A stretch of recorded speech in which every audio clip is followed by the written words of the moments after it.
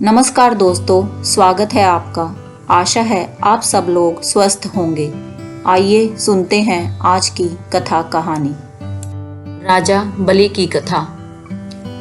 पौराणिक काल में बलि नाम के एक महापराक्रमी राजा थे। उनका जन्म असुर वंश में हुआ था और ये असुरों के ही राजा थे तथा वे बड़े न्याय निष्ठ और दानी थे। ये महाराज प्रहलाद के पुत्र और विरोचन के पुत्र थे।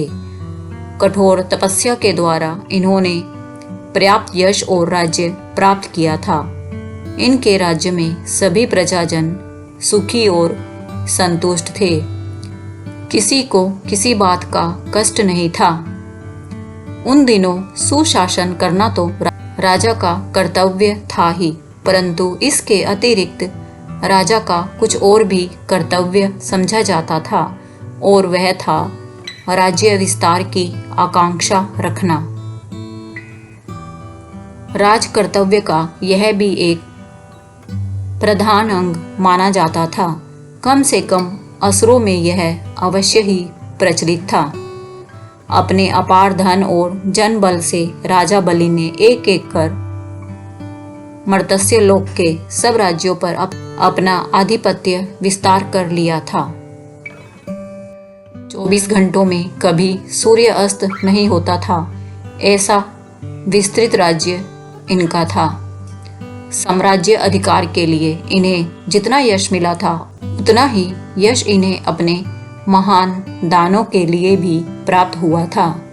इनकी उदारता और दानशीलता जग में प्रसिद्ध थी, परंतु प्रभुता पाई जाही मद नाही की कहावत चरितार्थ हुए बिना नहीं रह सकती थी। अपने असीम साम्राज्य और विशाल दानों के लिए इनके मन में मद और अहंकार ने भी घर बना लिया था। मंत्रियों और सभासदों के परामर्श ने उस अहंकार रूपी अग्नि में घी प्रदान करने का काम किया।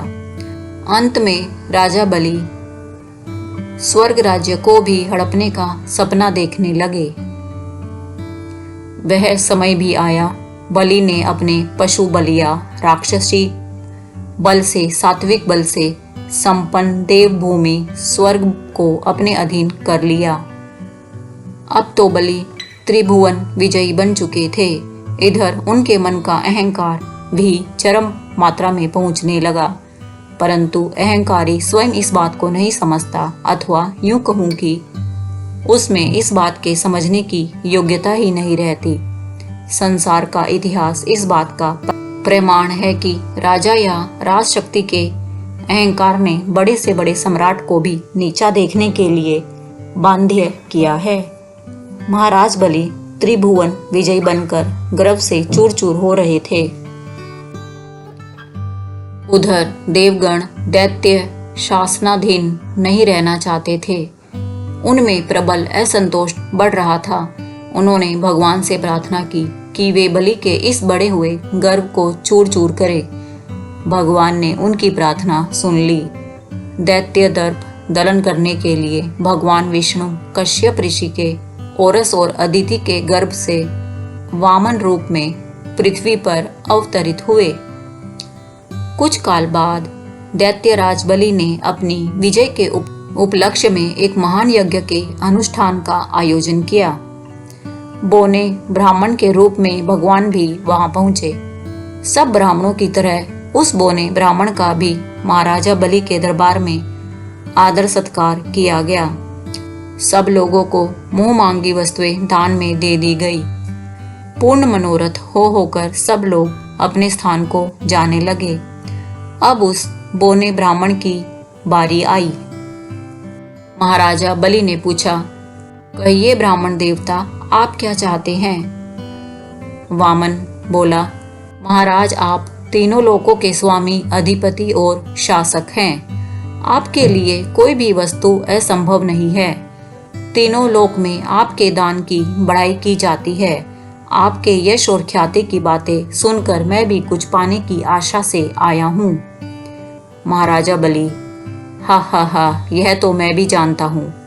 आप भी देख रहे हैं कि मुझसे दान पाकर सब लोग संतुष्ट चित्त से वापस जा रहे हैं। पर आप यह बताइए कि आप क्या चाहते हैं। वामन बोला, महाराज, मैं जो कुछ मांगूंगा क्या आप उसे देंगे? क्या मुझ बोने वामन की अभिलाषा आप पूरी करेंगे? यदि आप मेरा मनोरथ पूर्ण करने का वचन दे तो मैं कुछ कहूं। बलि बोला, मैं प्रतिज्ञा करता हूं ब्राह्मण देवता कि आप जो कुछ मांगेंगे मैं वह दूंगा। वामन ने कहा, क्या सच में देंगे? महाराजा बलि ने जवाब दिया, कह तो चुका सब, और आप क्या कहलाना चाहते हैं? मैं एक बार जो प्रतिज्ञा कर लेता हूं उसे कभी नहीं टालता। अच्छी बात है महाराज, मुझे 3 पग भूमि की आवश्यकता है। महाराजा बलि भिक्षु की बात सुन हंसते हंसते लोटपोट होने लगे। हंसने की तो बात ही थी, बलि अपने को तीनों लोकों का अधिकारी समझते थे। उनके लिए 3 पग भूमि क्या चीज थी? वो भी 3 पग भूमि मांगने वाला एक बोना आदमी, भला वह 3 पग में कितनी भूमि ले लेता।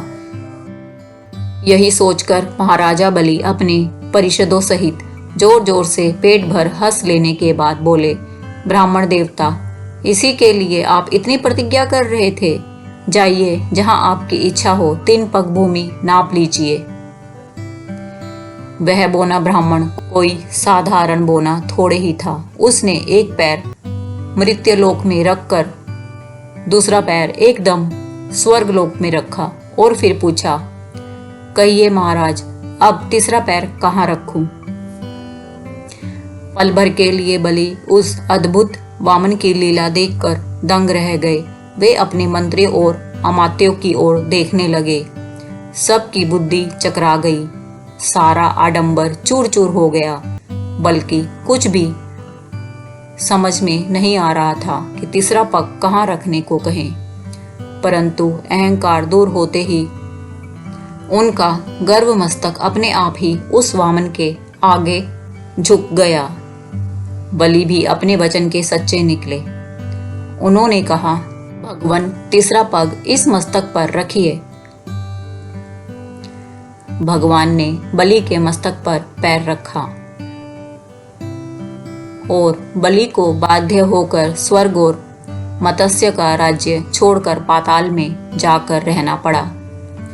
वहां भी भगवान ने उसे बंदी करके रखा, पर कुछ समय बाद देव ऋषि नारद के परामर्श से जब उसने भगवान की आराधना की, तब उन्होंने उसे सपरिवार पाताल लोक में वास करने की आजादी दे दी।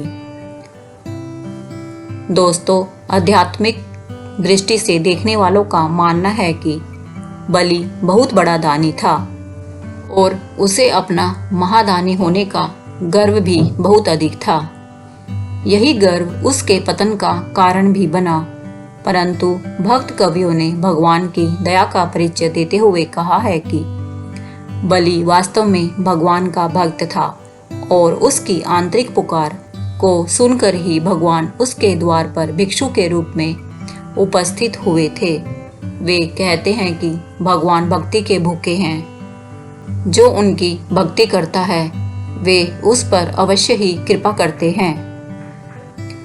दोस्तों, बलि से बढ़कर दानी कौन हो सकता है, जिसके दरवाजे पर भगवान को भी भिक्षा मांगने आना पड़ा, और उसकी अपेक्षा भाग्यवान ही कौन होगा,